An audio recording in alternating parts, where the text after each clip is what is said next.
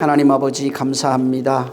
이 시간 우리를 축복해 주셔서 이 시간 또 하나님 말씀을 듣고 그 말씀 속에 사로잡히게 하셨사오니 하나님 아버지의 말씀과 하나 되어지도록 우리를 축복해 주시고 또 지극히 부족한 자가 말씀을 또 전할 때 입술을 사용해 주시기를 원합니다. 듣는 모두가 말씀을 깨달아 더 풍성하게 깨닫게 하시고 더 깊은 것까지 알게 도와 주시옵소서. 오늘도 주님이 함께 하심을 원하며 예수 이름으로 축복하고 기도했습니다. 오늘 이 여호수아 두 번째 얘기를 할 텐데 또 중요한 얘기를 할 겁니다. 그러니까 잘 참고하셔서 말씀들이 내 안에 되어지도록 그렇게 하시기 바랍니다. 토라를 지난번에 말씀드린 율법이라고 합니다. 모세오경이죠. 그 다음에 그 이후에 예언서를 이제 네이빔이라고 하는데 이 네이빔은 예언서인데 이것이 하나님의 말씀이 어떻게 우리의 마음, 인생, 역사, 또 경험 속에 어떻게 적용이 되어지는지를 말하고 있는 것이 바로 이 선지서들입니다. 그리고 특히 여호수아는 모세오경에서 말하고 있는 그 율법이 약속의 땅으로 어떻게 정복되어지는지에 대한 내용을 여기에 담고 있습니다. 본래 이 여호수아는 그 히브리 원어에는 장절 이런 게 전혀 없어요. 띄어쓰기도 없어요. 그냥 그대로 다 붙어 있습니다. 쭉 붙어 있고 몇 장 몇 절 이런 건 전혀 없습니다. 그냥 하나의 이야기로 되어 있습니다. 이거는 제가 알기로 그 독일인가 어디에서 인쇄 출판업자가 사람들이 이해하고 읽기 쉽게 하려고 장절을 넣은 겁니다. 원래는 이것이 없어요. 근데 이 여호수아는 아까도 얘기한 것처럼 여호수아를 중심으로 가나안 땅이 정복되어 가는 과정을 여기에 잘 설명해 놨습니다. 여호수아를 중심으로 해서 이스라엘이 가나안 땅을 정복하는 이 이야기가 여기에 들어가 있고 또 정복된 땅을 어떻게 분배하는지에 대한 내용도 여기에 들어가 있습니다. 그 다음에 정착해야 되는데 이제 정복하고 분배하고 난 이후에 정착을 해야 되는데 이스라엘 사람들이 정착하는 내용 어떻게 살아라고 하는 내용이 여호수아에 다 들어가 있습니다. 그래서 이 여호수아를 만약에 진짜 제대로 알게 되면은 율법이라고 하는 토라가 어떻게 우리에게 적용되고 실현되고 경험되어지는지 그 약속이 어떻게 완성되어지는지가 여호수아를 통해서 이미 말하고 있는 겁니다. 이 여호수아를 이제 분류를 해보면은 1장부터 13장까지는 아까도 얘기한 것처럼 정복에 관한 얘기입니다. 가나안 땅을 정복하는 얘기가 들어가 있고 13장부터 24장까지는 가나안 땅을 정복한 이후에 정착하는 어떻게 살아야 된다고 하는 그런 정착하는 내용이 들어가 있는 겁니다.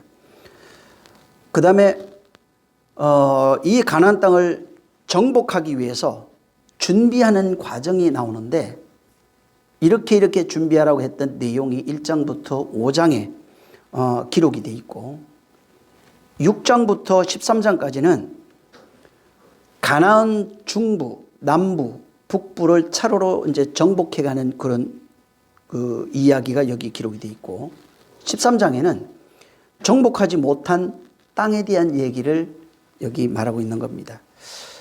그리고 13장 이제 후반에 와서는 요단 동편의 정착에 대하여 요단 동편에 정착하고 있는 족속들이 이거에 대해서 말하고 있고 14장부터 19장은 요단 서편에 대해서 이렇게 정착하라 하는 내용이 있습니다. 그 다음에 20장에는 레위인의 성업에 대해서 설명하는데 중요한 얘기가 여기 있어요.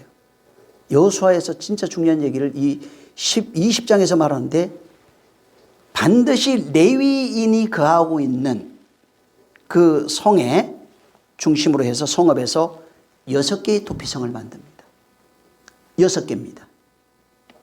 6개의 도피성을 만들고 22장부터 24장까지는 여호수아의 설교, 마지막 설교입니다. 그다음에 권면과 교훈이 여기에 이제 기록이 되어 있습니다. 자, 근데 여호수아서를 한마디로 만약에 설명한다면은 우리 여호수아 한번 보세요. 이제 11장.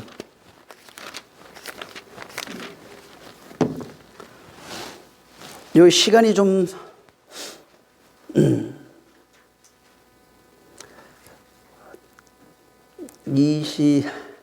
다 보기가 좀 너무 많아서 16절부터 11장 16절부터 그냥 보죠. 뭐 23절까지 한번.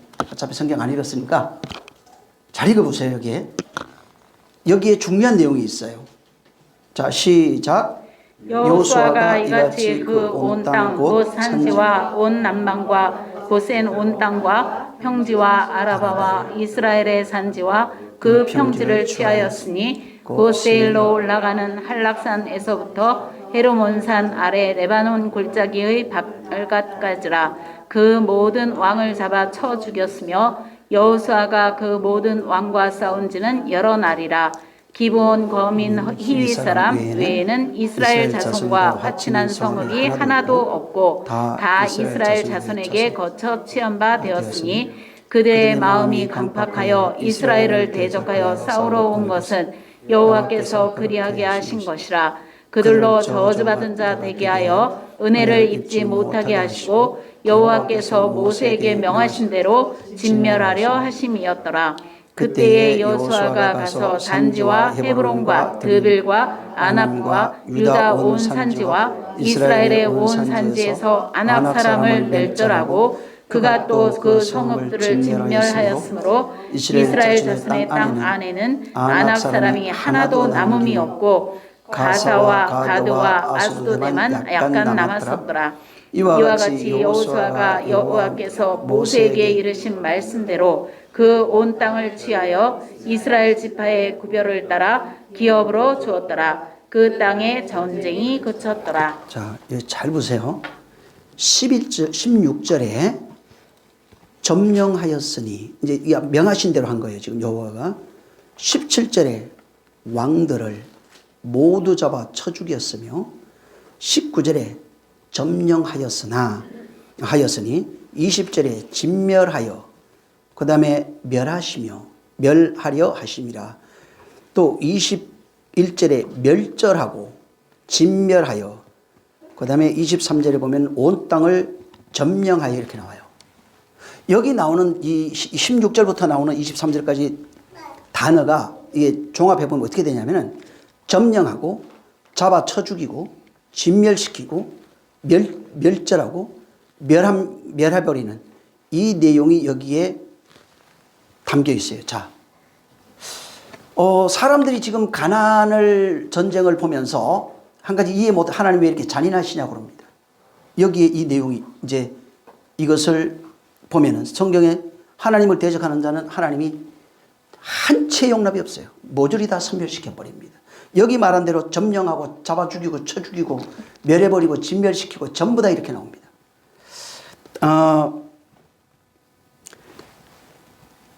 여기에 나오는 이 단어를 그 다음에 기독교 구약 출애굽 이후에 나오는 이야기들이 있어요. 이런 이야기에 나오는 단어들이 많은데 이 단어에 대해서 오해하면 어떻게 되냐면은 그대로 보면은 기독교 문명을 가지고 이교 문명을 잡아서 쳐 죽이고 멸절시키고 멸망시키고 완전히 멸해버리는, 씨를 말려버리는, 아예 상종을 하지 아니하고 완전히 멸절시키는 내용으로 오해하게 됩니다. 그래서 지금 현재 우리나라도 이번에 그 대통령 선거 끝났잖아요. 기독교 내에서 좌파 우파 있어요. 우파는 좌파 죽이려고 그래요. 좌파는 우파를 죽이려고 합니다. 그러면은 그 근거가 뭐예요? 좌파는 좌파대로 성경적 근거를 가지고 있고 우파는 우파대로 성경적 근거를 갖고 있어요. 또 지금 해방신학을 하는 사람들, 자유주의 신학, 해방신학 마음대로 해도 돼요. 하나님의 자유를 주셨기 때문에 이제는 마음대로 해야 된다고 하는, 이거 저들도 마찬가지로 성경적 근거를 가지고 그렇게 말하고 있는 겁니다. 똑같은 성경을 봤는데 어떤 사람은 자유주의 신학이 나오고 보수 신학이 나오고 또 인본주의 신학도 나오고 그럽니다. 그리고 서로가 원수가 되고 있어요. 여기 지금 우리나라도 보면 기독교가 지금 정치화됐습니다. 사실은 뭐 정치화돼 가지고 굉장히 나눠져 있죠. 해방신학 하는 사람들은 지금 이렇게 뭐라고 그래요? 서울시청 앞에서 데모하잖아요, 걔들. 예? 그러니까 뭐 남성 여성 되고 여성 남자 돼 가지고 레즈비언 뭐 이런 것들이 있잖아요, 게이 같은. 그 축제하면서 하잖아요. 그거 아주 지지하거든요. 하나님은 모든 사람을 사랑하신다. 그래서 그들도 사랑하셔야 된다. 그들도 구원받을 수 있다. 뭐 별걸 다 얘기하죠. 그러니까 그게 성경적 근거가 없으면 그렇게 얘기를 안 하거든요. 그게 정치화되고 인본화되고 자기 주장을 옹호하기 위해서 성경을 이용하고 그렇게 하는 겁니다. 성경을 진짜로 문자 그대로 보게 되면 여기도 있는 것처럼 그렇게 보게 되면은 기독교 문명은 굉장히 좋은 문명. 만약에 이교 문명, 뭐 예를 들어서 이슬람, 불교, 힌두 같은 이런 것들은 하등 문명이라고 생각해서 그들을 하시하고 무시한다면은 본래 주님이 오셔서 2000년에 오셔서 기독교라고 하는 예수님이 보여주신 그 기독교의 사랑, 하나님의 사랑이 나타났었는데 성경에서 나타난 그 사랑과 많은 충돌이 일어납니다. 전혀 다른 모습이 지금 현재 보여지고 있는 그런 기독교 문화는 성경에서 주님이 보여주신 이 기독교 문화와는 완전히 다릅니다. 이 사도행전만 봐도 초기 기독교 문명은 공동체 문명이에요. 나누고 베풀고 사랑하고 섬기고 순종하고 전부 다 이런 공동체 문명이었던 것이 로마가 지배하기 시작하면서 바로 로마에 의해서 이게 자꾸 체계화돼요. 철학하고 이게 섞여지면서 제도화되기 시작합니다. 철학화되기 시작합니다. 그 다음에 이것이 유럽으로 가니까 어떻게 바뀌냐면은 기독교 문화가 생겼어요. 가톨릭과 접목이 되면서 기독교 문화라는 게 발전하기 시작했어요. 그 다음에 이 유럽에 갔던 그 기독교가 청교도를 통해서 미국으로 건너가는데 미국에 가니까 미국에서는 기독교가 기업화되기 시작했어요. 세력을 자꾸 이제 파별로 세력을 확장하기 시작하는 거예요. 그 기업화됐던 기독교가 한국에 왔을 때는 한국의 기독교는 대기업이 됐어요. 그래서 한 교회 중심으로 가장 강력한 교회, 뭐 예를 들어서 여의도같이 전 세계 가장 큰 교회, 대초대형 교회 20개 중에 80년, 90년대까지만 해도 20개 중에 16개인가 17개가 한국에 있었어요. 모든 교단에서 장로교 중에 제일 큰 거, 침례교 중에 제일 큰 거, 오순절 중에 제일 큰 거, 뭐 감리교 중에 제일 큰 거, 한국에 다 있었어요. 1, 2, 3위 이런 것들이 11위까지가 한국에 다 있었어요. 한 개인가 두 개 빼고는. 1위부터. 그러니까 초대형화 되어가는 것입니다. 자, 이거는 기독교라고 하는 힘, 물질이나 사람, 여러 가지 재정적 모든 것을 가지고 힘의 원리로 지배하고 다스렸던 그런 성경이 오해돼서 합리화시킨 건 맞아요. 합리화시키면서 그렇게 세상을 지배했던 원리입니다. 진리가 사랑으로 지배한 건 아니에요. 진리가 정말 사랑으로 나타나서 사람들을 감동시키고 바꾸어서 하나님 나라를 완성하는 것은 아니었어요. 그렇다고 해서 그것이 전부 잘못됐냐? 그렇진 않아요. 한국의 수많은 60년대, 50년대부터 기도했던 그 많은 분들, 성경을 몰랐지만, 글을 몰랐지만 기도하면서 무릎으로 한국 교회를 키웠어요. 또 성경을 통해서 수많은 사람을 키웠고 이것이 90년대 초까지 한국의 발전을 기여했는데 90년대 들어와서 성경 공부 운동이 일어나면서 기독교가 쇠퇴하기 시작했어요, 사실은. 그러니까 온전한 기독교가 그들에게 전개될 수 없었던 겁니다. 진짜 성경에서 말하는 것은 그런 모습이 아니라 예수님이 오셔서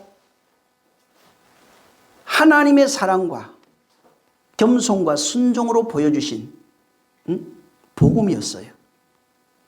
주님이 힘이 없는 분이 아닙니다. 강력한 힘을 가지신 분이고 만물이 그 앞에 무릎 꿇는 분이에요. 죽으실 때도 그리하지 마옵소서 얘기했을 때 제자들이 주님이 내가 지금 12영이나 되는 한 영이라고 했을 때 당시 로마 저걸로 따지면 12,000명인가 그랬어요.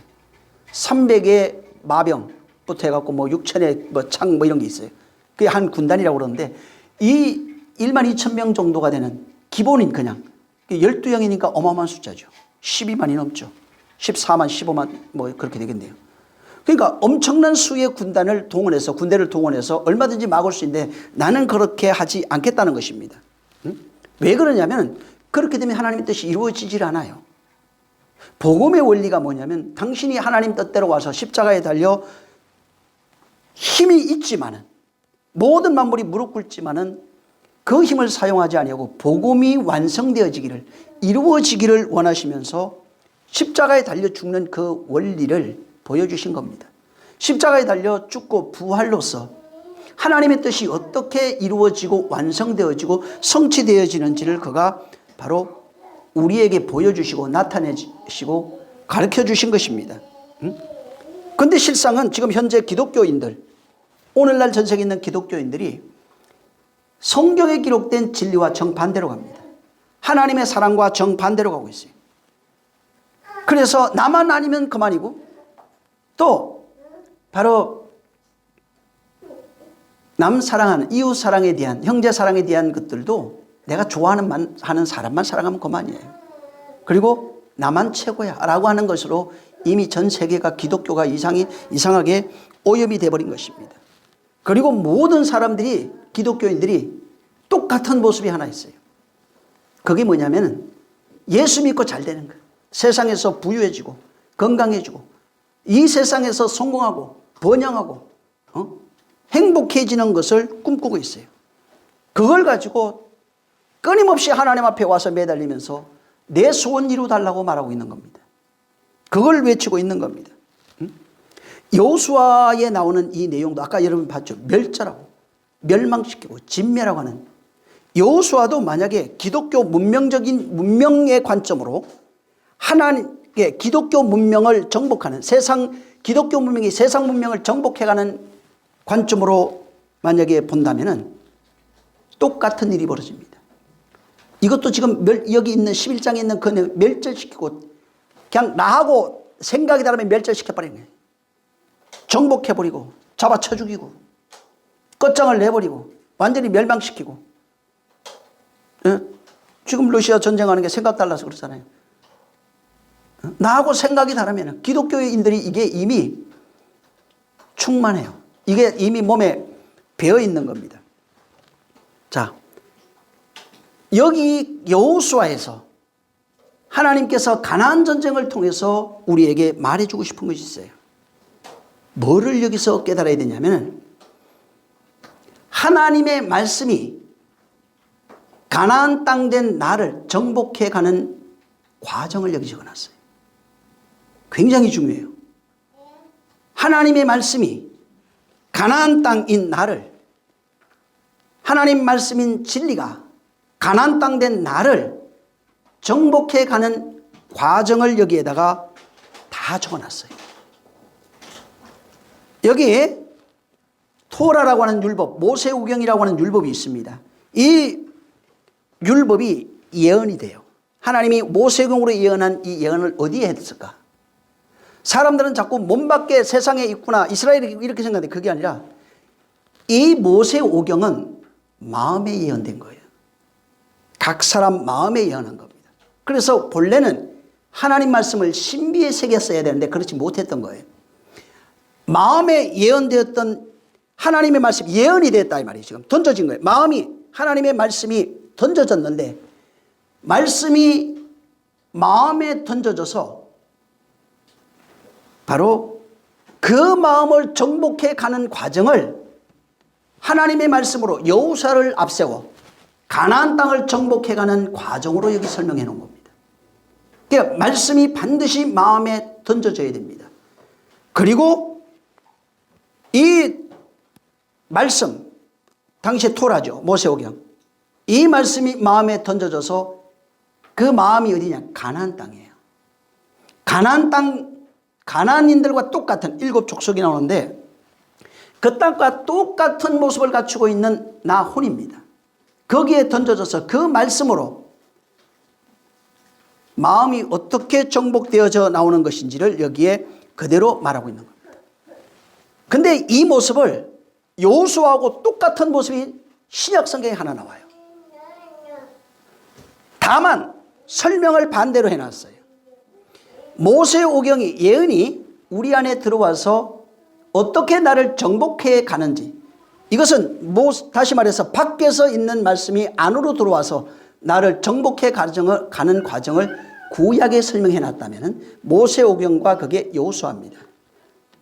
근데 정복된 땅이 다시 밖으로 나가서 가나안 땅 된 자를 어떻게 정복하는지에 대한 내용이 마태, 마가, 누가, 요한으로 설명된 예언이 마음에 던져져서 마음 되면은 여기서 밖으로 나가 정복하는 게 사도행전입니다.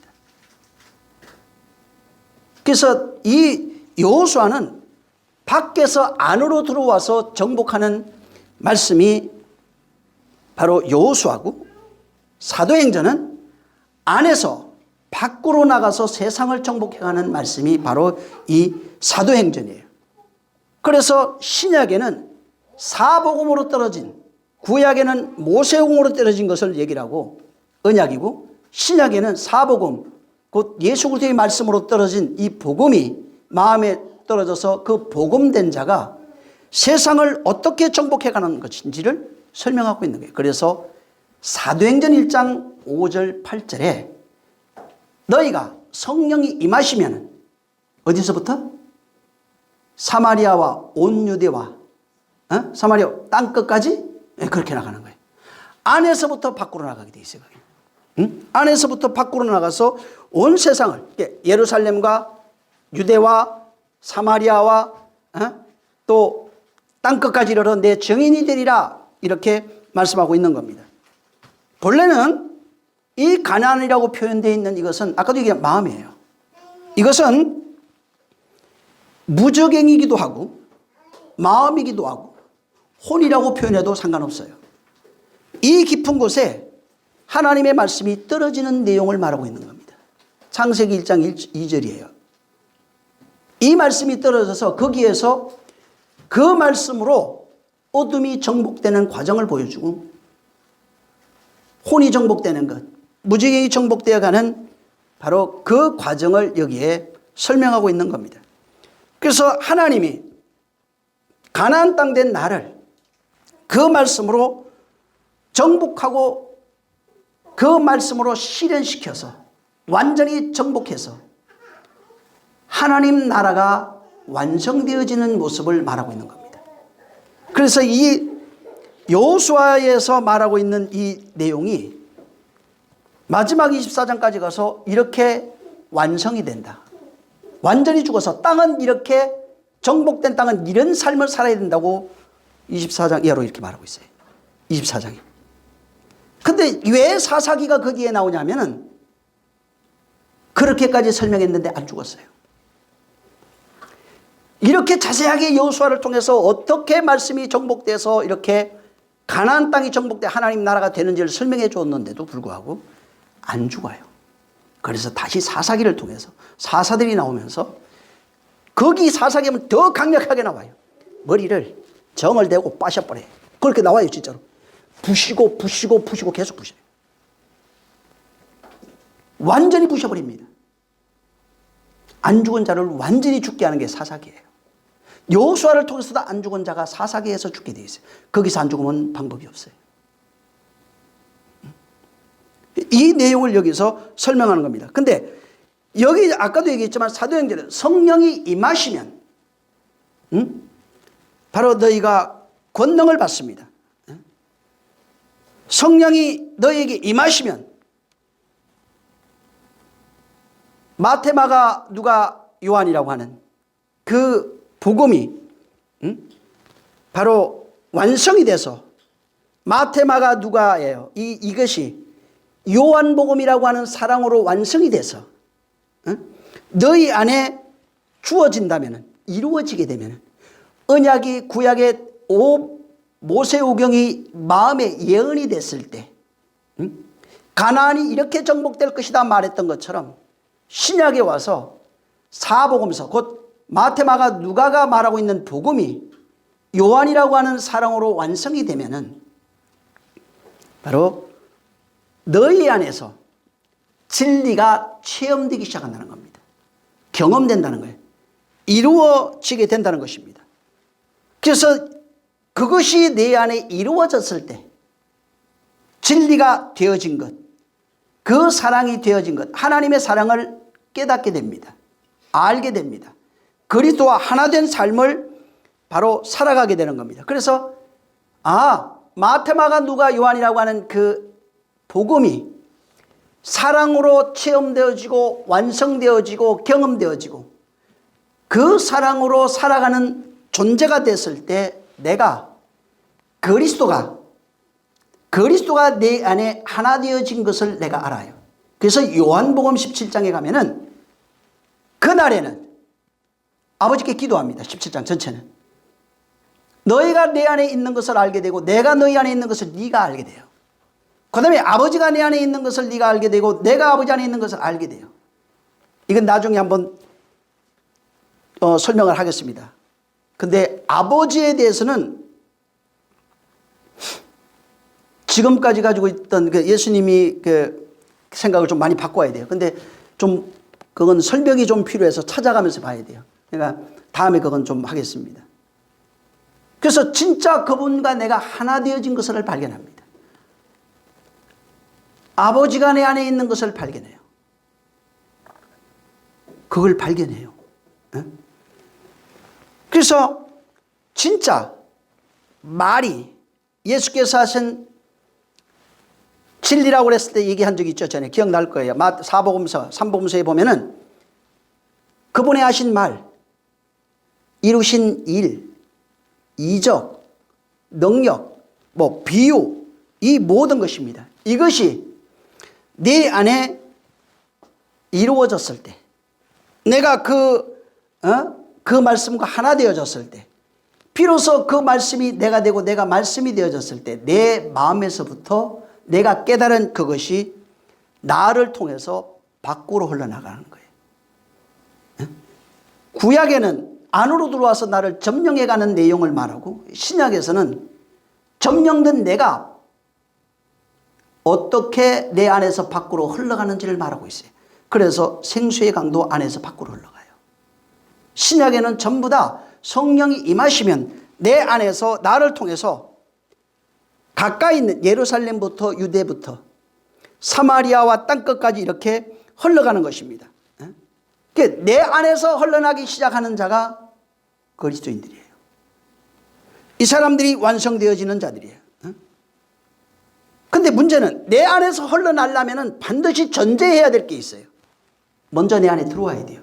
그걸 여호수아가 말하고 있는 거예요. 내 안에서 흘러나기 위해서는 내 안에서 무엇이 내 안에 들어와서 그것이 흘러나는 것이 내 안에 들어와서 내 안에서 완성이 되어졌을 때 바로 흘러난다는 것입니다. 여호수아는 밖에 있는 하나님의 말씀이 내 마음에 들어와서 그 복음이 내 안에 들어와서 말씀이 영이 내 안에 들어와서 내 안에서 말씀이 된 자가 되면은 이제부터 내 안에서 밖으로 흘러나는 것이 된다고 말하고 있는 겁니다. 근데 그 말씀이 내 안에 들어왔을 때 아까도 나를 혼입니다. 마음인데 아까 얘기한 것처럼 멸절시키고 파괴하고 죽이고 모든 것이 여기서 일어납니다. 근데 문제는 뭐냐면 깨지는 것이 최종 목표가 아니에요. 멸절하는 것이 최종 목표가 아니에요. 멸절하는 이유가 있다. 깨는 이유가 있어요. 죽이는 이유가 있다는 거예요. 여호수아는 이렇게 그 말씀이 들어오면 깨지고 파괴되고 죽는다 라고 하는 얘기를 하고 있는 것이고 그것이 끝이 아니라 그렇게 되면은 네가 말씀으로 다시 사는 자가 된다는 거예요. 그럼 사는 것이 목적이 최종 목표냐? 그게 아니에요. 또 사는 것이 최종 목표가 아니라 그 말씀이 나를 살리고 그 말씀이 내가 됐을 때 이제 나를 통해서 흘러나가게 되어진다는 겁니다. 말씀이 흘러가게 되어진다. 최종적인 것은 나를 통해서 강이 흘러나서 생명의 강이 흘러나서 많은 메말랐던 사막에서 꽃이 피기 시작하고 나무가 자라고 열매가 맺고 많은 죽었던 자가 살아나는 것이 최종 목표라는 겁니다. 그래서 반드시 내 안에서 요한복음 7장 37절 38절에 말한 것처럼 생수의 강이 흘러나야 돼요. 그게 최종 목표예요. 그리고 많은 사람을 살리는, 사는 문제는 그가 받아들이면 못 살아요. 받아들이면 살아요.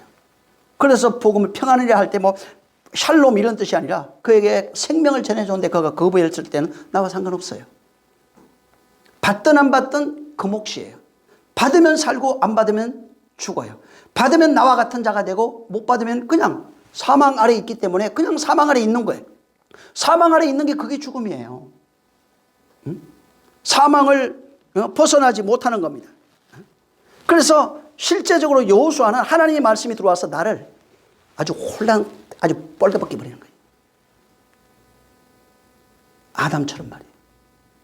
완전히 벌거벗 버립니다. 하나님의 말씀이 완전히 나를 그냥 다 부셔버리고 다 벌거벗 버리고 완전히 그렇게 벌거벗겨서 복음이 들어오는 순간에 그 복음의 시작이 벌거벗는 거예요. 회개가 뭐예요? 벌거벗는 거예요. 내 모든 것을 드러내서 하나님 앞에 과거를 숨기지 아니하고 다 고백해버려요. 다 벌거벗는 겁니다. 내 모든 것을 벌거벗는 거예요. 그리고 의의 겉옷 뭐 얘기하죠. 그리스도로 옷 입어서 바로 그 그리스도로 옷 입고 살아가는 삶을 살게 하시는 겁니다. 그리스도로 옷 입어서 그리스도와 하나 되어서 살아가는 것이 겉옷을 벗기고 가죽옷을 배요. 무화과 나무 옷을 벗기고 가죽옷을 입히는 거예요. 그게 복음의 완성이에요. 완성된 자는 그 생명으로 살아가는 자가 되는 겁니다. 예수께서는 이 모든 것을 십자가에서 완성하셨어요. 그런데 문제는 그분은 완성하셨는데 아직 우리는 완성되지 못했다는 게 문제입니다. 사실은 접근도 하지 못한 사람도 수두룩합니다. 믿지 않는 자들이 굉장히 많기 때문에. 우리가 완성되지 못했다고 해서 절망할 것도 없어요. 다만 우리는 믿는 순간부터 그분의 말씀에 이끌려서 그 말씀이 나를 정복하기 시작하면은 여호수아에서 일어났던 그 정복이 완성되었을 때, 가나안 땅이 정복되었을 때 다시 성령으로 말미암아 지배받는 그리스도인의 삶을 그리스도인이 되고, 그 다음에 그리스도의 삶인 땅끝까지 이르러 증거하는, 생명이 흘러나게 하는 그런 일들이 우리에게 이루어지는 겁니다. 다시 말해서 이것이 내 안에서 그분이 말씀이 진격해 들어와 나를 옛것을 다 멸해버리고 다시 그리스도로 나를 다시 살려서 그리스도의 복음이 흘러나게 하는 것이 하나님의 나라고 하나님의 완성이고 또 하나님의 뜻이 이루어지는 거예요. 하나님이 지금 말씀하시는 그 순간부터, 창세기 1장 1절에 말씀하시는 그 순간부터 완성하시겠다는, 예언과 즉시 완성하겠다고 하는 당신의 의지가 담겨 있고 뜻이 담겨 있고 마음이 거기에 담겨 있는 겁니다. 그래서 하나님의 말씀은 허투루 말씀한 것이 전혀 없어요. 반드시 되어지는 그 말씀을 우리에게 하신 겁니다. 여기 지금 여호수아 11장 16절에 점령하였으니 이렇게 되어 있어요.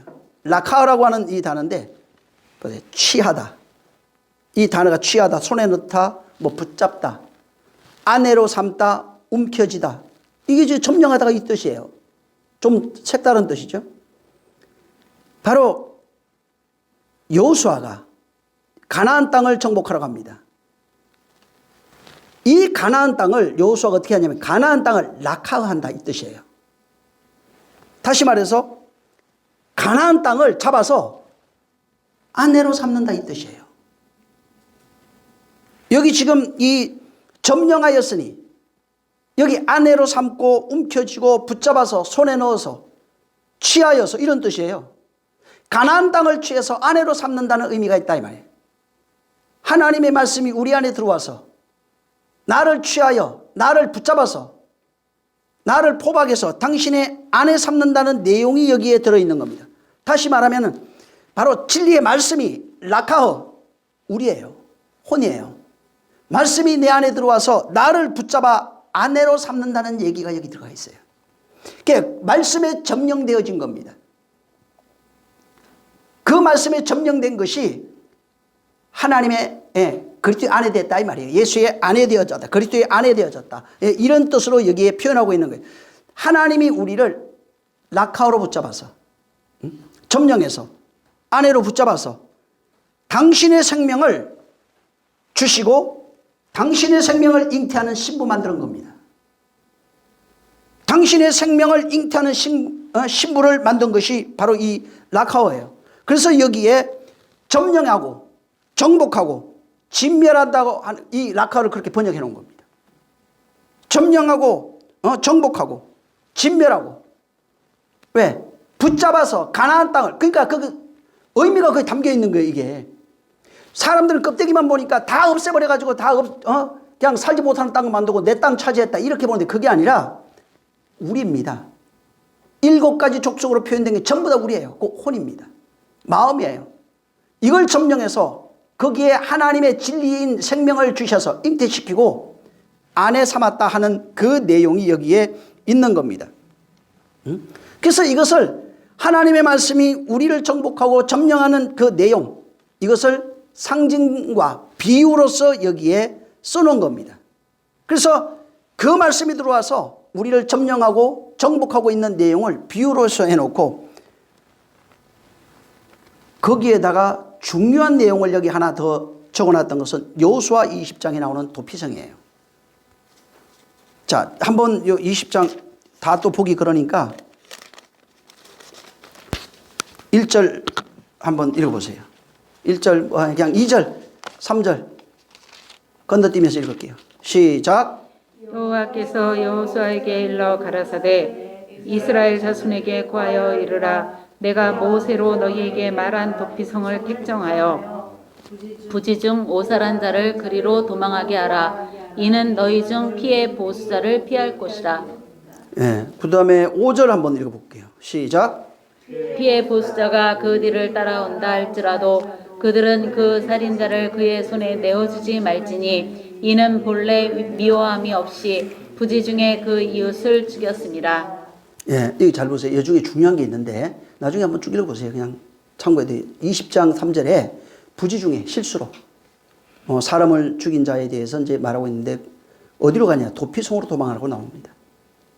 그리고 이는 너희를 위해 피해 보복자가 있어요. 보수자가 있는데 피값을 반드시 청구할 자가 있어요. 피할 곳, 그것으로부터 피해서 피할 곳을 예비해 놨는데 이것을 율법에 아예 명시해 버렸어요. 율법으로 정해놓은 것이 도피성입니다. 6곳에 도피성이 있어요. 근데 이 도피성은 아까도 얘기한 것처럼 레위인들의 성읍에 있습니다. 그리고 반드시 여기 들어가는 자는 누구냐면 부지 중에 실수로 사람을 죽인 자는 도망가야 됩니다. 왜 도망가야 되냐면 피해 보수자, 다시 보복하는 자가 있어요. 자기 형제가 죽었을 때 가장 가까이 있는 사람이 그 피값을 청구해야 돼요.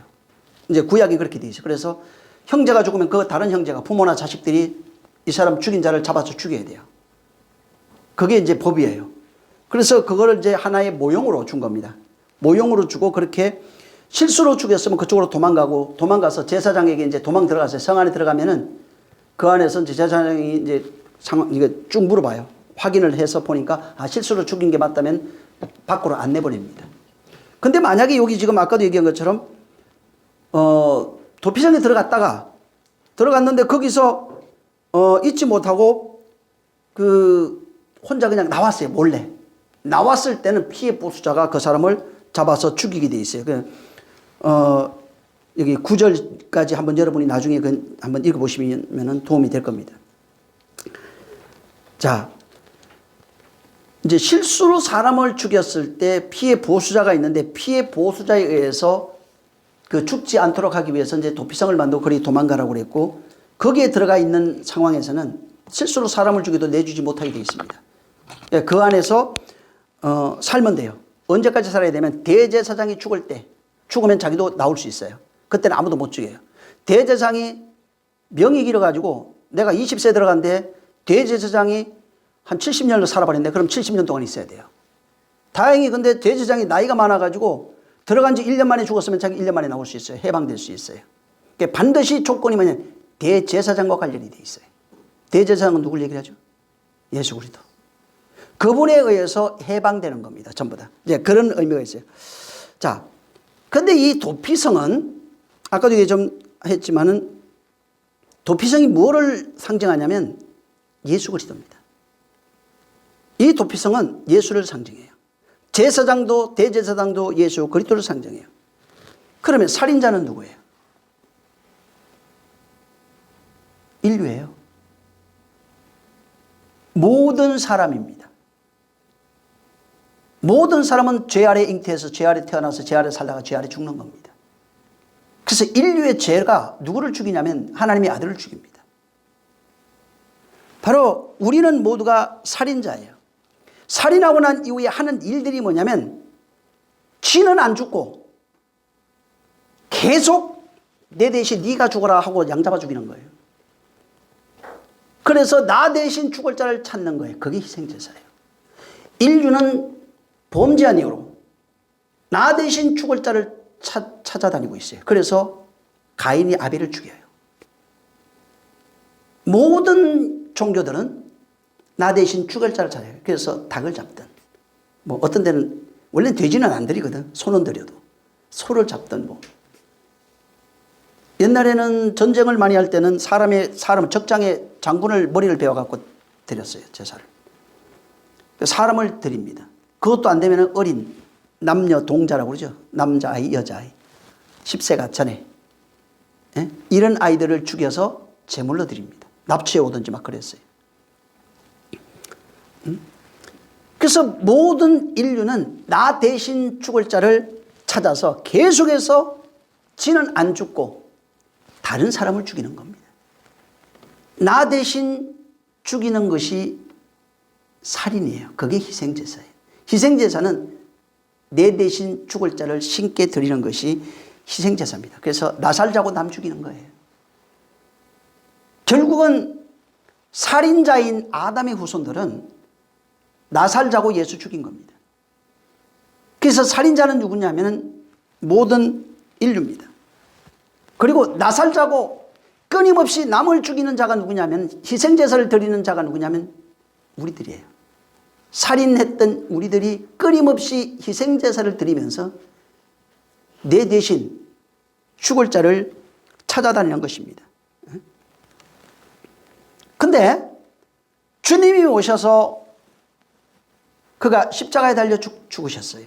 그분이 죽고 그분이 우리 대신 우리의 질고와 우리의 죄를 담당하시고 십자가에 달려 죽으신 겁니다. 그래서 하나님이 원하시는 제사라고 그랬어요. 하나님이 기뻐 받으시는 제사는 인류의 제사가 아니라 아들로서 드려지는 산 제사입니다. 이 제사를 하나님이 받으신 거예요.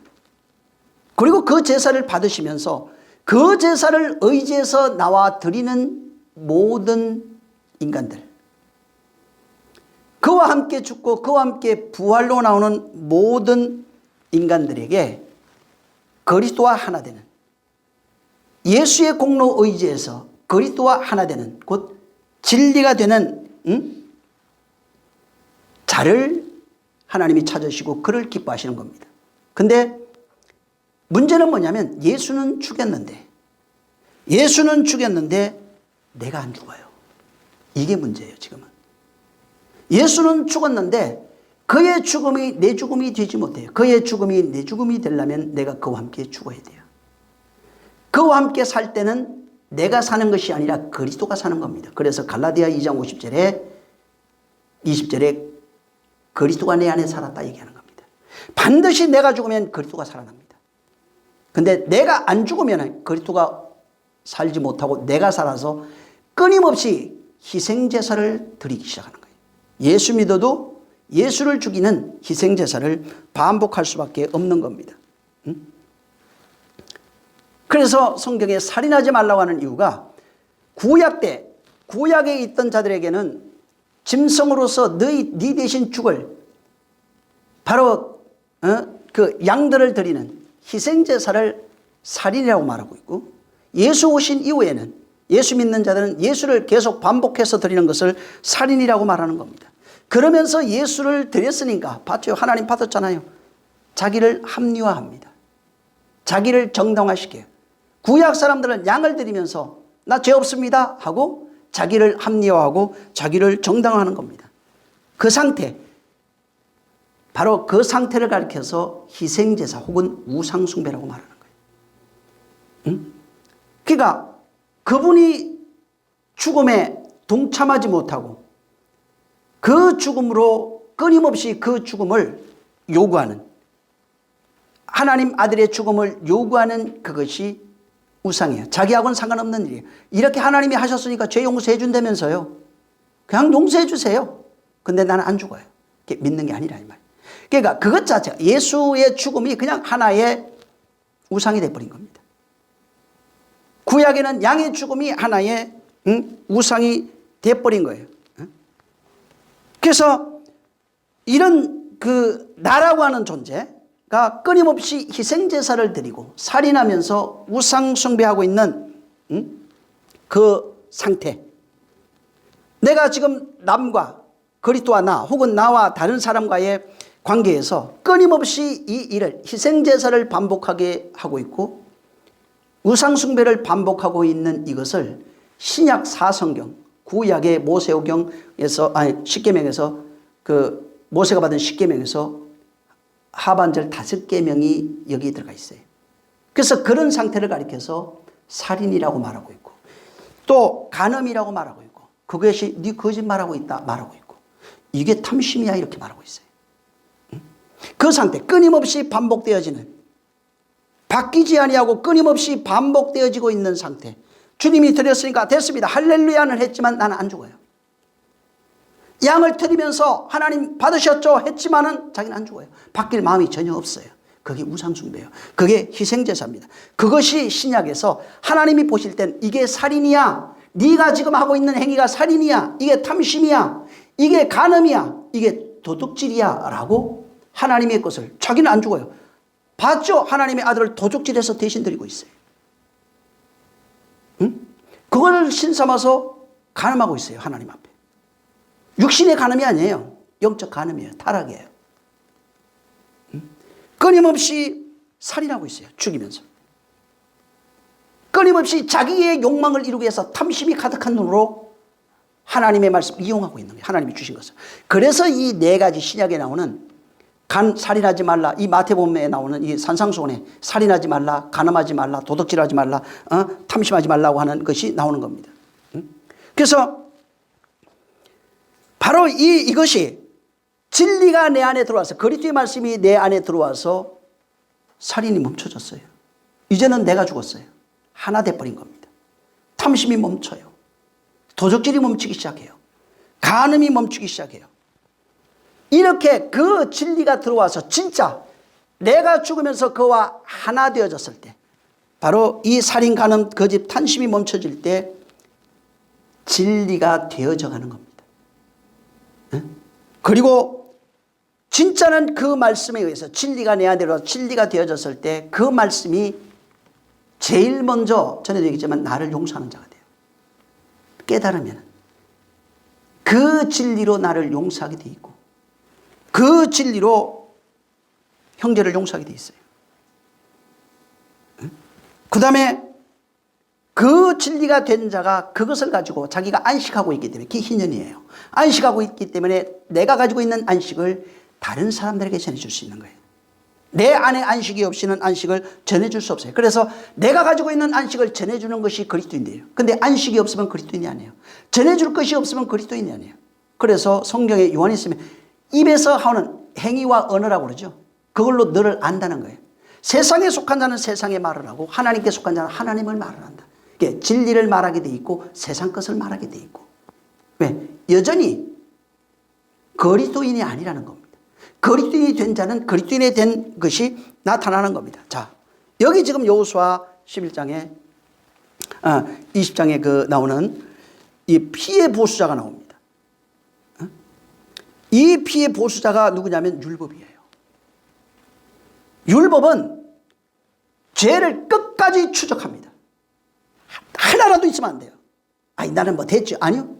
하나라도 있으면 안 돼요. 율법은 피의 보수자로 반드시 죄값을 청구하고 죄값을 치르게 만드는 것이 바로 율법이에요. 그래서 모든 인류는 율법을 만나면 100% 죽습니다.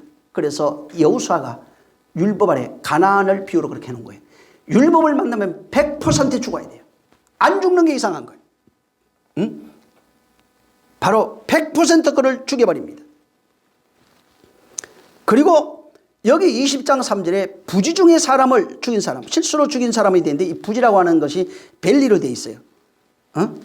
이 벨리 다트 이렇게 되어 있는데 이 벨리라고 하는 단어하고 다트가 이제 합성되어 있는데 벨리라고 하는 것은 무엇이 없이, 이 다트는 지식이란 뜻입니다. 다시 말하면 부지 중에 지식이 없어서 이렇게 되어 있어요. 지식이 없어서 죽인 자 뭐 이렇게 나와요. 이게 좀 뭐가 좀 안 맞죠? 그래서 이 부지 중은 지식이 없다, 지식이 없어서 사람을 죽였다 이런 뜻이에요. 근데 지식이 없는 자에 대해서 여기에서 말하고 있는 건 살인자로 나와요. 근데 지식이 없다는 것은 하나님을 아는 지식이 없다 이렇게 돼 있어요. 이 호세아서에 보면은 6장, 3장 이런 데 전부 다 하나님을 아는 지식이 없어서 너희가 멸망하고 있는 겁니다. 다시 말하면 그리스도의 복음을 아는 지식이 없어요. 진리를 아는 지식이 없어요. 복음에 대한 지식이 없어요. 그 지식이 없으니까 사람을 죽이는 자가 됩니다. 사람을 죽여요. 그러니까 지식이 없으면, 하나님에 대해서 아는 지식이 없으면, 복음에 대한, 진리에 대한 지식이 없으면 형제를 살인하는 자로 살인한 자가 됩니다. 근데 율법이 피의 보수자인데 하나님에 대해서 아는 지식이 없어서 살아가는 것을 살인으로 정의하고 추적하기 시작해요. 그가 피의 보수자가 돼서 율법 앞에서 율법이 그를 잡아서 전부 다 폭로시킵니다. 너는 살인자라고. 다시 말하면 하나님 복음이 없어서, 말씀이 없어서 살아가는 모든 상태가 살인이에요. 하나님을 아는 지식이 없어서 살아가고 있는 상태가 전부 다 살인이에요. 율법이 그 상태를 벨리 다트, 지식이 없는 자를 살인이라고 정의하고 전부 다 그런 자들을 정죄하고 있다는 겁니다. 그러니까 말씀이 없어 살아가는 것이 살인이다. 스스로 살아가는 것이 살인이다. 결과적으로 아담이 자기를 죽인 것 같은 거예요. 그것도 살인이에요. 내가 나를 죽이는 것도 살인이에요. 남을 죽이는 것도 전부 다 살인이에요. 하나님을 아는 지식이 없으면 전부 다 할 수밖에 없어요. 형제 간에, 부부 간에, 뭐 이웃 간에 살인하는 자가 될 수밖에 없는 겁니다. 그래서 하나님을 아는 지식이 없어서 너희가 죽게 되거든. 도피성으로 피하라 이렇게 되어 있습니다. 도피성은 율법이 정죄할 때, 율법의 정죄가 일어날 때 피할 수 있는 것이 바로 도피성 아닙니다. 이것을 신약적 예로 보면은 예수 그리스도예요. 도피성은 예수 그리스도를 말합니다. 그쪽으로 피하라는 겁니다. 살인자들아 전부 다 예수 그리스도 안으로 피하라. 그리스도 안으로 피하라 이렇게 돼 있어요. 근데 성경에 바울이 뭐라고 얘기냐면 그리스도 안에 있는 것을 하나님을 아는 지식, 그리스도를 아는 지식이 너희 안에 있다고 그래요. 그래서 이제는 성령으로 말미암아 우리가 하나님을 알았고 보았고 만진 바 됐고 경험한 바 됐고 그리스도를 아는 지식이 너희 안에 충만하여, 계속 이렇게 얘기합니다. 그리스도 안에 있는 자에 대해서 그리스도를 아는 지식이 충만하다고 말합니다. 그리스도와 하나 된 자가 대해서 바로 그리스도를 아는 지식이 충만하다고 말합니다. 그 아는 지식, 그리스도가 누구예요? 말씀이 육신 되어 오신 예수가 십자가에 죽었어요. 왜 죽었어요? 우리의 죄를 담당하기 위해서, 담당하고 아버지의 뜻을 이루는 겁니다. 우리를 살리기 위해서 십자가에 달려서 죽은 겁니다. 그것만 보고 좋아할 일이 아니라 이 말이. 이제는 네가 죽어야 된다는 거예요. 네가 이 복음을 가졌다면 너도 죽고 그리스도와 함께 너도 살아야 된다고 말하고 있는 겁니다. 그래서 믿는 자들에게 그 사실, 예수께서 죽고 부활했다는 사실, 그 다음에 내가 그와 함께 연합해서 죽고 다시 부활할 수, 그 안에서 부활할 수 있다고 하는 이 사실을 복음으로 받고 복음으로 믿은 사람들이에요. 이 사실을 믿고 침례받은 자에게 성령을 주셔서 성령으로 말미암아 이제는 그리스도의 지식이 너희 안에 충만하도록 그가 오시면은 내가 한 말을 가르치고 이해시키고 양육하고 인도하기 시작한다는 거예요. 그래서 성령에 의해서 그리스도가 누구인지 무엇인지를 깨달아 그렇게 자라가고 있는 그 사람, 이 사람이 그리스도인이 되는 겁니다. 산자가 되는 것입니다. 그리스도를 아는 지식으로 충만해지는 거예요. 그러니까 반드시 성령으로 말미암아 그리스도를 아는 지식이 내 안에 충만해야 되고 그 충만한 것이 내 삶과 또 내 인생 속에서 그것이 나타나야 되는 것입니다. 그래서 내가 예수 그리스도 안에 사는 것은 뭘로 사는 것이냐. 우리가 그리스도 안에 산다는 말이 뭐냐면 그의 지식으로 사는 것이 사는 거예요. 이것을 쉽게 성경은 진리로 살아가는 자들이라고 말하고 있는 겁니다.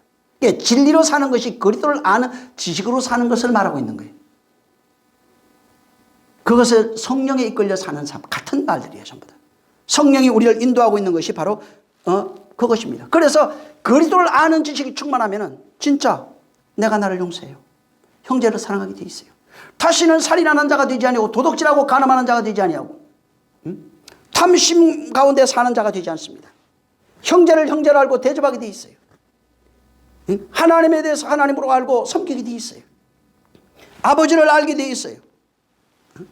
그래서 그리스도라고 하는 건 뭐냐면 피의 보수자인 율법이 너를 천국에서 추적할 때 너를 보호하고 지키며 네 생명을 보존할 자가 바로 그리스도라고 말하고 있는 거예요. 이거에 대해서 이 도피성회를 통해서 율법과 진리를 우리에게 설명해 주고 있는 겁니다. 예수와 그리스도를 우리에게 설명해 주고 있는 거예요. 반드시 그리스도 안에 있어요. 그래서 주님도 그런 얘기했어요. 너희가 내 안에 있지 않으면 반드시 죽는다는 겁니다. 가지가 나무에 붙어있으면 반드시 죽게 돼 있어요. 나와 하나 되지 않으면 반드시 나와 죽게 돼 있어요. 그리고 나와 하나 되지 아니한 자는 나와 상관이 없는 자라고 말합니다. 내 안에 있지 않으면 어둠이에요. 내 안에 있어서 나와 함께 다녀서 어둠에 거하지 않도록 하라 이렇게 말하고 있는 겁니다. 진짜는 그분과 하나 되어지는 것입니다. 물론 하나 되다 보면 율법이라고 하는 것에서부터 자유할 수 있어요. 율법에서 자유한 자는 죄책감, 뭐 예를 들면 여러 가지 이런 것에서도 자유할 수 있겠죠. 근데 진리가 죄책감에서 자유는 아니에요. 진리가 내 안에 들어왔을 때 나타나는 현상 중에 하나일 뿐이에요. 그런 것들은 진리 됐을 때는 사랑이 나타나게 돼 있어요. 진리가 그리스도를 아는 지식이 내 욕망을 이루어주지 않습니다. 나를 확장해가지고 세상에서 성공시켜 주진 않아요. 그리스도가 된 자는 하나님의 신성을 가진 자들이에요. 신성을 가진 자는 바로 하나님의 권위와 권세로 표현되어 있어요. 권세와 능력이 충만한 자로 살아가는 것입니다. 정말 사람들이 잘못 오해하면 나를 자유케 했습니다. 내 마음대로 살아도 됩니다. 신앙생활 내 마음대로 되고 하기 싫으면 안 하고 가고 싶으면 가고 가기 싫으면 말고 하고 싶으면 하고 그냥 뭐든지 마음대로 하는 것을 오해하고 있어요. 희년이라고 하는 것을 오해하면 그렇게 돼요. 그런 뜻이 아니에요. 주관적 자의적 해석에 매여서 하나님의 말씀을 혼돈과 혼란에 빠뜨리는 자가 잘못하면 될 수밖에 없는 겁니다. 진짜 그리스도는 자기의 욕망이 다 무너져 버립니다. 없어져 버려요. 세상의 것들이 다 없어집니다. 육신의 정욕이 전부 다 없어져요. 오직 그리스도만이 살아납니다. 그래서 내 안에 산 것은 내가 아니요 그리스도께서 내 안에 살았다고 말하고 있고, 그렇게 그리스도가 살아난 자는 진리가 살아나 있는 자예요. 진리로 살아가는 자가 그리스도로 살아난 자를 말합니다. 그래서 나를 세우려고 하지 아니하고 성경에 뭐라고 그랬어요? 그리스도의 몸을 세운다 그렇게 돼 있어요. 그리스도의 몸을 세웁니다. 그 몸을 위해서 나를 희생해야 한다는 거예요. 그 몸을 위해서 필요할 때 나를 희생이 필요하다면 희생해요. 그리스도의 몸을 세우기 위해서. 나의 욕망을 세우는 게 아니라 내 꿈을 이루고 내 뜻을 이루는 것이 아니라는 것입니다. 진짜는 그리스도가 됐을 때 그 그리스도의 말씀이 나를 인도하는, 나를 바꿔가는 경험을 내가 제일 먼저 해요. 아무도 몰라요. 나만 알아요. 나를 만들어가고 바꿔가는 역사가 있는 겁니다.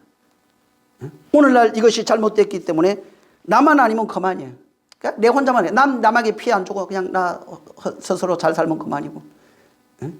조용히 내가 혼자 교회 갔다가 그냥 아무하고도 말 안 하고 내 편하게 갔다 내 편하게 혼자 와서 그렇게 살아가는. 요즘 뭐라고 그러대? 뭐 가나안 성도? 가나안 성도라고 그러대. 나 저때 알아던데. 가나안 뭐 뜻이 있던데. 풀어놨더라고.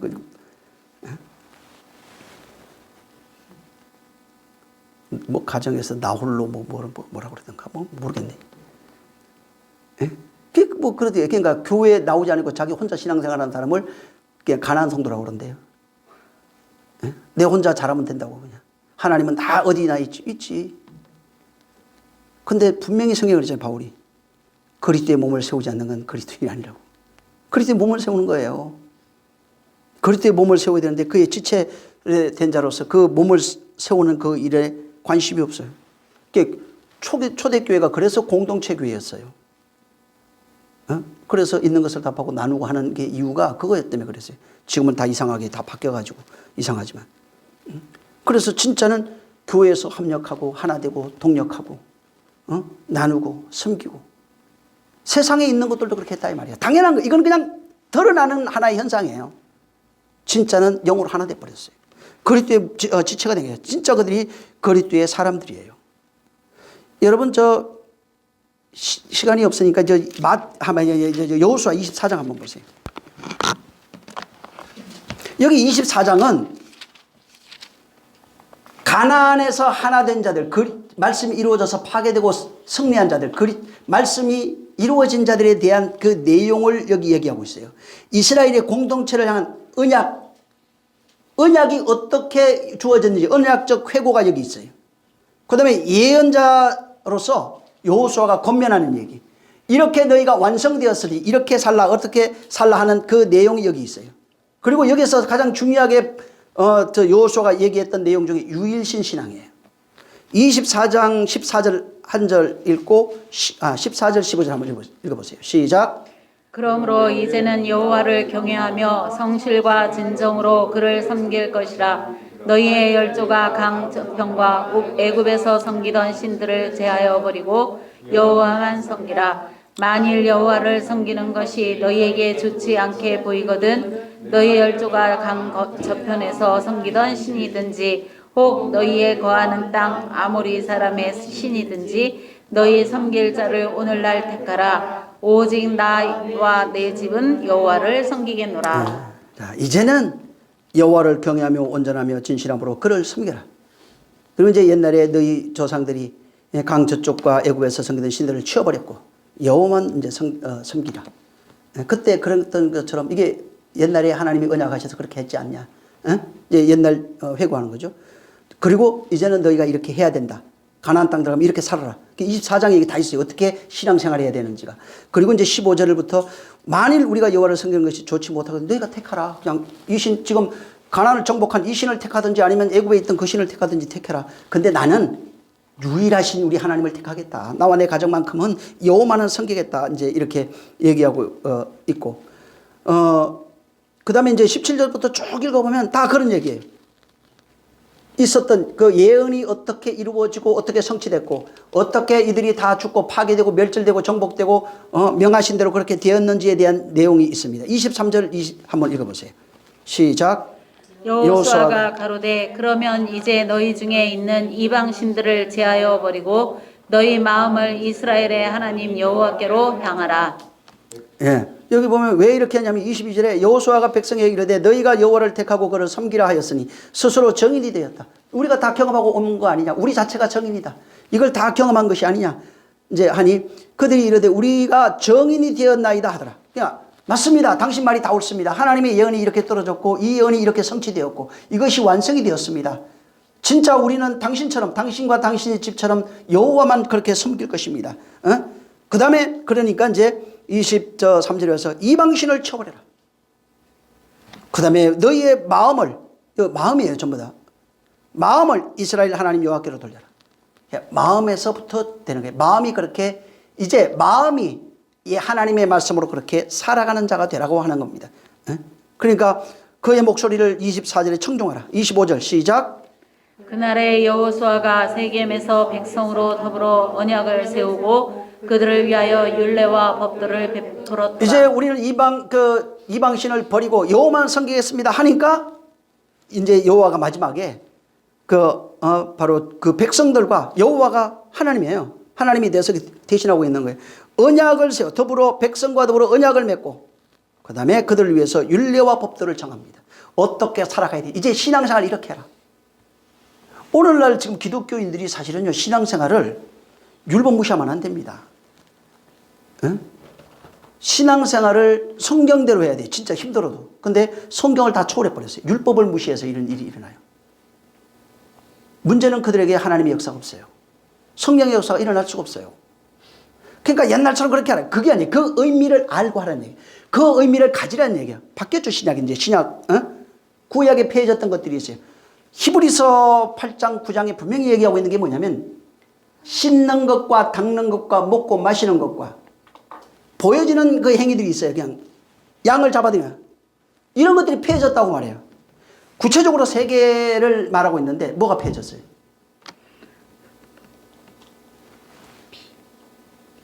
응? 피가 밖에 없어졌어요. 양 잡아들여. 또 성전이 폐해졌어요. 성전이 바뀌었어요. 그 다음에 대제사장이 폐해졌어요.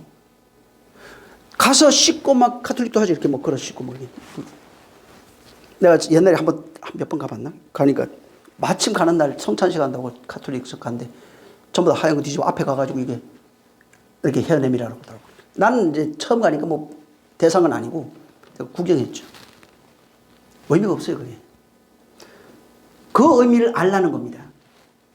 감사가 뭔지 알고 거기에 네가 담겨 있어야 돼요. 예물이 뭔지 주일헌금이 뭔지 예를 들어서 뭐 11조가 뭔지 기도가 뭔지 말이에요.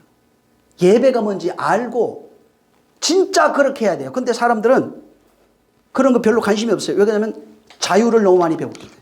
자유가 그 자유가 아니에요.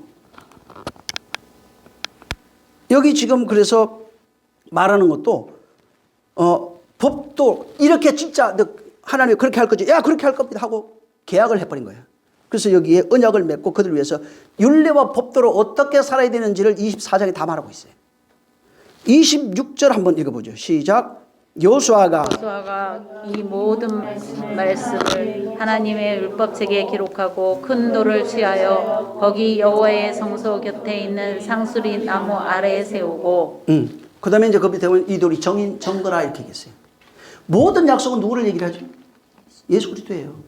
돌도 예수 그리스도예요. 그래서 성경에 보면 깨진 돌, 뭐 떨어지는 돌, 뭐 이런 거 있죠? 반성. 전부 다 예수예요.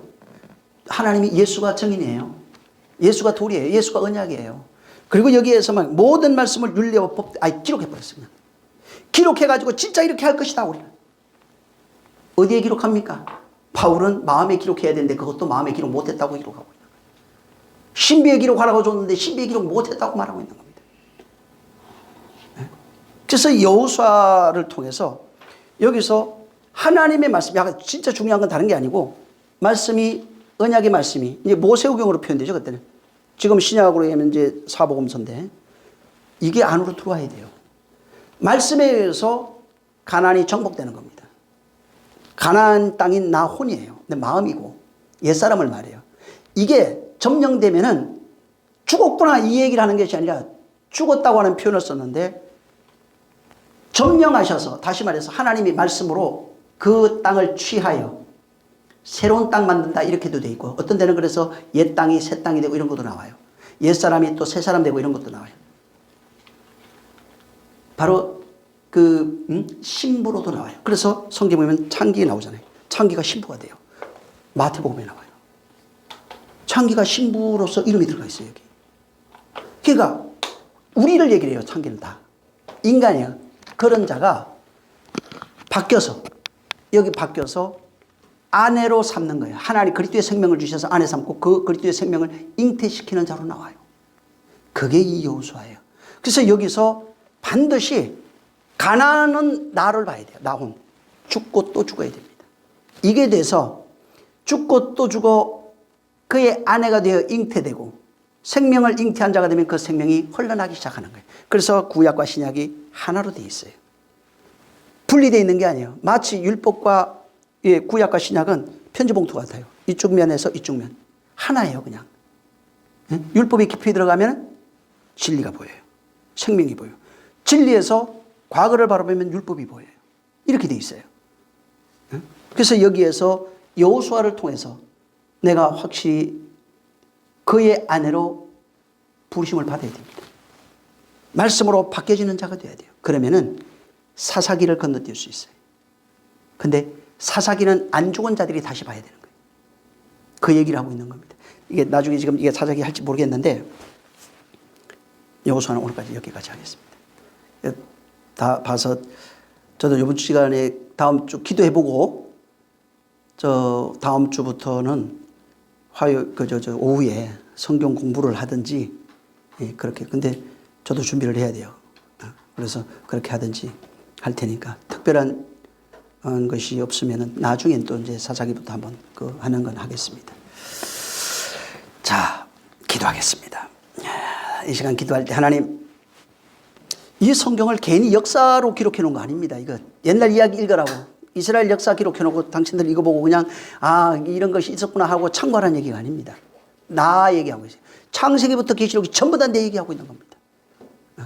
정말 여호수아에 기록된 것처럼 그 예언의 말씀이 내 안에 들어와서 가나안 땅인 나를 정말 취해서 당신의 신부 삼으시고, 그 구약이 이제 신약에도 신부에 대한 얘기가 많이 나오죠. 내가 당신의 생명을 잉태하는 진짜 그리스도가 되어줄 수 있도록, 그리스도로 내가 나올 수 있도록 해달라고 그렇게 한번 기도하겠습니다. 좋으신 하나님 감사합니다. 오늘까지 여호수아에 대해서 창세기부터 무엇을 말하고 있는지 대략 우리가 듣고 배웠습니다. 하나님 아버지, 정말 이러한 것들이 그냥 소리로만 그치지 않게 도와주시고, 교회 가면 듣는 얘기로 듣지 않게 하시고, 저들이 배워서 하나님을 아는 지식이 없어서 멸망하는 자 되지 않도록 역사하여 주시옵소서. 정말 저들이 내 백성이 지식이 없어 망한다고 말하고 있사오니, 하나님 아버지여, 가나안 땅에 있는 자들이 지식이 없어서 망한다고 말하고 있사오니 지식이 없어서 멸망하는 자 없게 하시고, 그리스도를 아는 지식이 저들 안에 충만하며 정말 예수 그리스도를 아는 그 지식으로 살아가는 존재가 되어질 수 있도록 역사하여 주시옵소서. 성령께서 정말 임하시면 지혜의 영을, 지식의 영을, 정말 하나님을 아는 것을 우리에게 더하여 주신다 하신 것처럼 이와 같은 역사가 저들에게 충만해 일생 성령의 위로와 인도받는 자, 성령으로 생명을 나눠줄 수 있는 자들이 되게 하여 주시옵소서. 예수 이름으로 축복하고 기도했습니다. 하늘에 계신 우리 아버지여, 이름이 거룩히 여김을 받으시오며 나라에 임하옵시며 뜻이 하늘에서 이룬 것 같이 땅에서도 이루어지리이다. 오늘날 우리에게 일용할 양식을 주옵시고, 우리가 우리에게 죄 지은 자를 사하여 준 것 같이 우리의 죄를 사하여 주옵시고, 우리를 시험에 들게 하지 마옵시고 다만 악에서 구하옵소서. 나라와 권세와 영광이 아버지께 영원히 있사옵나이다. 아멘. 감사합니다. 하나님의 뜻이 이루어지게 하시고 주의 나라가 완성되어질 수 있도록 역사하여 주시옵소서. 하나님, 우리 아버지, 정말 아버지께서 원하시고 기뻐하는 자들이 되어지기를 원하오니 도와주시옵소서. 정말 성경에 기록된 모든 것들이 완성되어지게 도와주시옵소서. 자, 우리 하나님께 모든 영광을 드리겠습니다. 수고 많이 하셨습니다.